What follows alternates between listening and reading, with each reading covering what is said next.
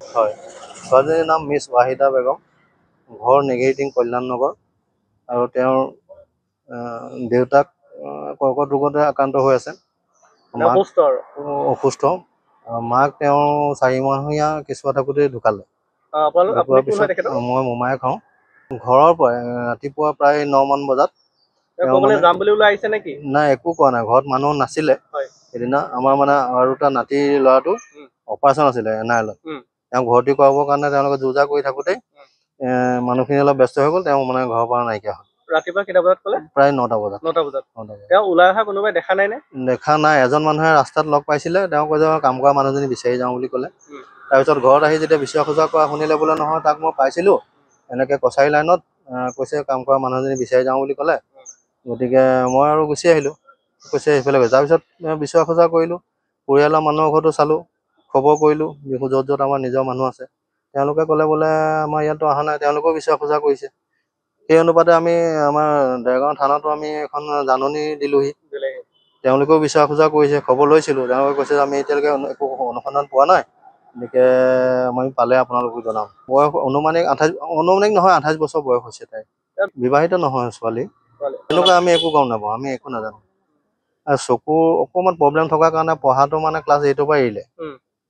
Direct মানে চিকিৎসাৰ কাৰণে নেপাললৈকে লৈ যোৱা হৈছিলে, কিন্তু ডাক্তৰে ক'লে যে জন্মগত এইটো চকুৰ হেৰি, গতিকে আমি এইটো অপাৰেশ্যন কৰিলে একেবাৰে নেদেখা হৈ যাব পাৰে, গতিকে অপাৰেশ্যন নকৰিলোঁ।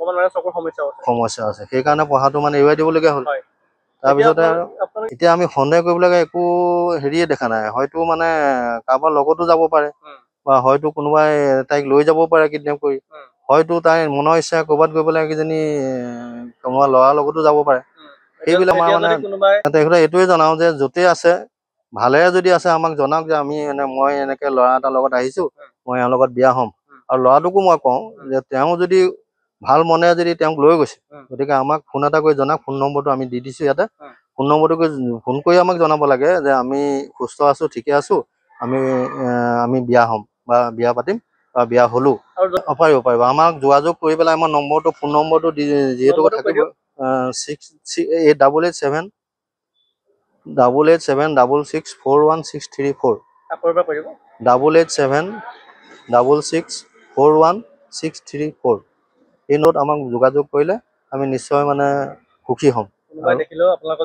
মোৰ লগত যোগাযোগ কৰিলে আমি তেওঁলোকক মানে ধন্যবাদ দিম এইটোকেই, যে ছোৱালীজনী মৰিলেই নে ক'ৰবাত আছে, নে কোনোবাই ক'ৰবাত বিক্ৰী কৰিলে, নে কিবা বিবাহ সূত্ৰেই তাই গৈছে কাৰোবাৰ লগত, এই কথাখিনি আমি জানিবৰ কাৰণে বহুত ইচ্ছুক হৈ আছোঁ। আজি 4-5 দিনা আমাৰ ঘৰত মানে খোৱা বোৱা মানে হয়, কি হৈছে আমি জানিব লাগে, যে ছোৱালীজনী আছে নে নাই। কি কওঁ মানে, ছোৱালীজনী আজি 9 তাৰিখৰ পৰাই ঘৰত নাই। আমিতো বহুত বিচাৰ-খোঁচা কৰিছোঁ, ক'তো পোৱা নাই।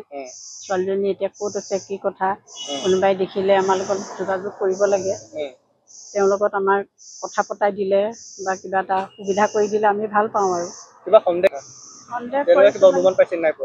তেনেকুৱা আমি ক'তো থকা একো সন্ধান পোৱাই নাই এতিয়ালৈকে। ছোৱালীজনী কৰিছোঁ, সকলো মানুহৰ লগতে কৰিলোঁ। আমাৰ যিমান পৰিয়াল আছে চবলে আমি যোগাযোগ কৰিছোঁ, কিন্তু কোনো একো হেৰি নাই পোৱা।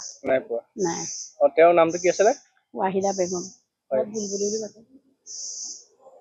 ঘূৰি আহিব লাগে, কৰিব পাৰিব।